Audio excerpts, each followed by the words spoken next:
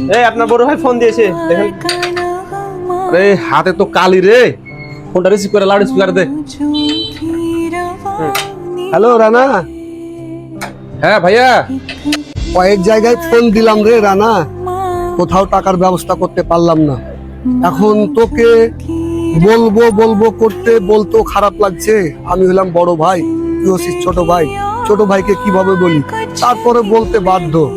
ভাই দেখতো আমার 5,000 টাকা খুবই প্রয়োজন, দিলে খুব ভালো হতো ভাই। 5,000? আচ্ছা ঠিক আছে, আমি দিয়ে দিছি, অত টেনশন করার দরকার নাই, আমি দিয়ে দিছি।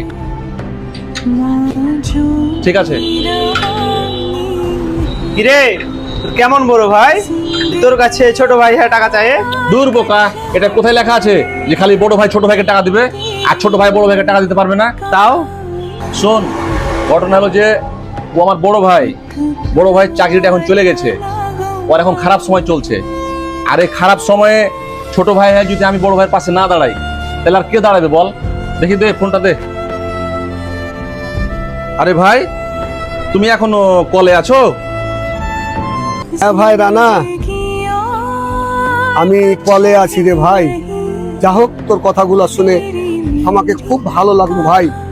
তোর মতো ছোট ভাই যদি পাশে থাকে তাহলে বড় ভাইয়ের কোনো সমস্যা হবে না, প্রত্যেকটা সমস্যার সমাধান হয়ে যাবে ভাই।